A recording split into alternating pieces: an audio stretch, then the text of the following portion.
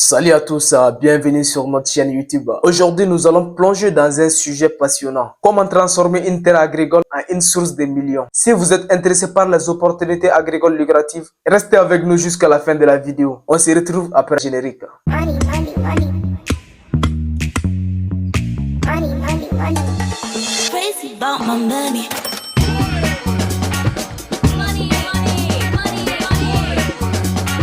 Crazy about my money.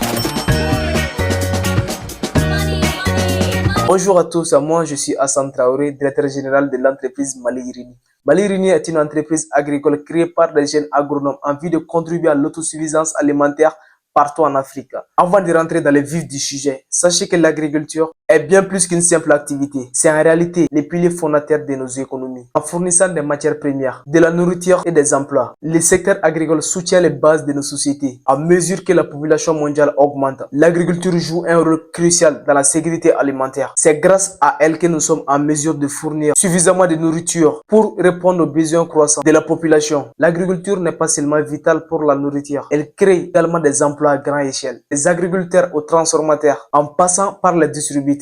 Toute une chaîne d'emplois dépend de ce secteur, vraiment. Maintenant, comment transformer une terre agricole en une source de millions? Allons-y. Le point 1, c'est la sélection judicieuse des cultures. Avant de commencer, parlons de l'importance cruciale de choisir les bonnes cultures. Une sélection appropriée peut influencer la productivité, la rentabilité et la durabilité de votre exploitation agricole. C'est le premier pas vers le succès. La première étape cruciale pour réussir dans l'agriculture est de choisir les bonnes cultures. Optez pour des cultures à forte demande sur le marché. Faites des recherches approfondies pour identifier les tendances actuelles et futures. Vérifiez bien quelles sont les cultures qui sont en manque, quelles sont les cultures qui sont en pénurie sur le marché et sélectionnez ces cultures pour votre production. Ne partez pas pour juste produire parce que vous voulez produire, à moins que ça soit pour votre consommation personnelle. Sinon, si vous voulez en tirer d'énormes bénéfices, je vous conseille vivement de choisir des cultures qui seront en pénurie au moment de votre récolte. Faites bien l'analyse. Quand même, si vous produisez sur un territoire que vous maîtrisez, c'est un très grand avantage parce que là, vous êtes censé savoir quand quelle culture doit être réellement en manque et en quel moment. Par exemple, chez nous ici, l'oignon se vend à peu près 1000 francs le kilogramme. Imaginez quelqu'un qui fait 1 hectare d'oignon 4 mois en arrière. Cette personne aurait quand même beaucoup de millions en poche. D'habitude, les producteurs se plaignent que la vente leur fatigue. Bien sûr que c'est normal. Si tu fais la production d'une culture qui est en abondance, c'est normal que la vente te fatigue. Comme j'ai pris l'exemple sur l'oignon, maintenant, ceux qui ont l'oignon, c'est eux qui peuvent refuser de vendre. Sinon, c'est pas la vente qui manque en tout cas. Maintenant, faisons un petit calcul.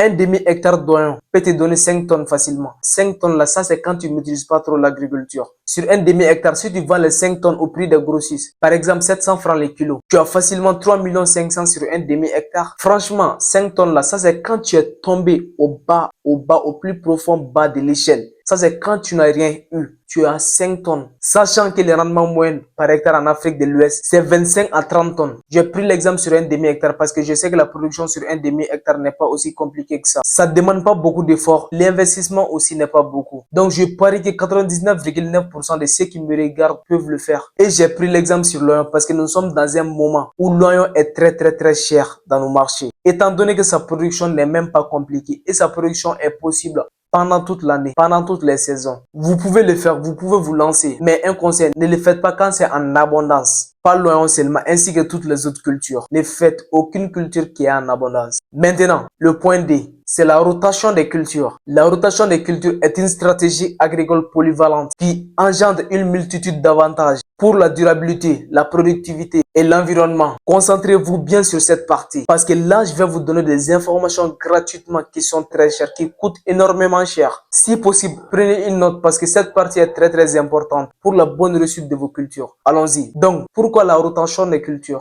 1. C'est pour la préservation de la fertilité du sol. Différentes cultures ont des besoins nutritionnels différents. En alternant les cultures, on évite l'appauvrissement excessif d'un type de nutriments spécifiques dans le sol. Certaines plantes fixent également l'azote atmosphérique dans le sol, ce qui améliore sa fertilité. Pourquoi la rotation des cultures? 2. Ça permet aussi de contrôler les maladies et les ravagères. Les cycles de cultures variés empêchent l'accumulation des maladies et des ravagères spécifiques dans le sol. Certaines cultures peuvent même repousser naturellement certains parasites, réduisant ainsi les besoins de pesticides. Maintenant 3, ça permet l'amélioration de la structure du sol. Les racines des plantes ont des effets variés sur la structure du sol. Les cultures profondes aident à briser la compaction du sol. Tandis que les cultures à racines superficielles maintiennent la structure aérée. Maintenant 4, ça permet la réduction de l'érosion. Les cultures en rotation peuvent couvrir le sol de manière plus uniforme et réduisant ainsi l'érosion due aux intempéries. 5, ça permet l'optimisation des ressources en eau. Différentes cultures ont des besoins en eau variables. En alternant les cultures à forte et faible consommation d'eau, on peut mieux gérer les ressources hydriques disponibles. 6. Diversification des revenus. Planter différentes cultures peut offrir une protection contre les fluctuations des prix sur le marché. Si une culture a une mauvaise saison, d'autres peuvent compenser les pertes. Maintenant 7. La durabilité à long terme. La rotation des cultures contribue à une utilisation plus durable des terres en réduisant la dépendance à l'égard des pratiques intensives qui peuvent épuiser les ressources et endommager l'environnement. Maintenant 8, ça permet l'amélioration de la biodiversité. La rotation des cultures favorise la diversité des plantes, ce qui peut avoir un impact positif sur la faune et la flore locale. C'était ces 8 aspects que j'avais à vous donner pour vous montrer surtout l'importance de la rotation des cultures. J'ai pas voulu trop de détails pour éviter que la vidéo soit trop longue, mais sachez que c'est le b.a.-ba à connaître sur la rotation des cultures. La rotation des cultures est un facteur essentiel à ne pas négliger, surtout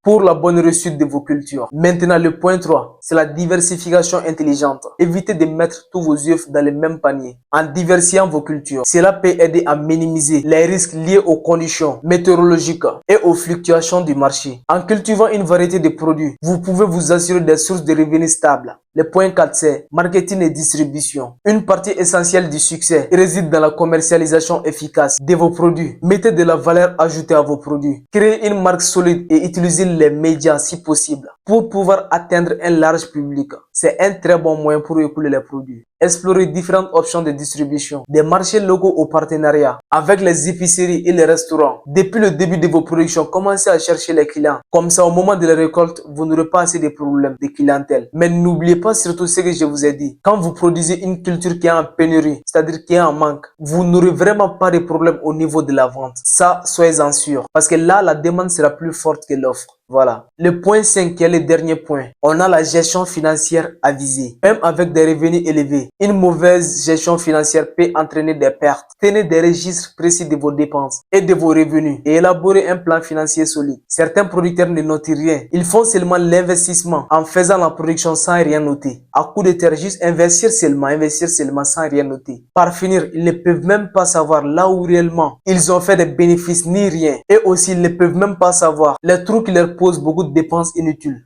Investissez judicieusement dans l'expansion de votre exploitation agricole, c'est très important. Bon bref, en résumé, transformer une terre agricole en une entreprise lucrative nécessite une combinaison de stratégies et de gestion avisée. En suivant ces étapes clés, vous pouvez récolter les fruits de votre travail acharné et transformer votre terre en une source de millions. N'oubliez pas de liker, de partager et de vous abonner pour plus de conseils sur l'agriculture et bien d'autres sujets. Merci d'avoir regardé et à la prochaine sur notre chaîne. Mali Irini, cultivons l'avenir.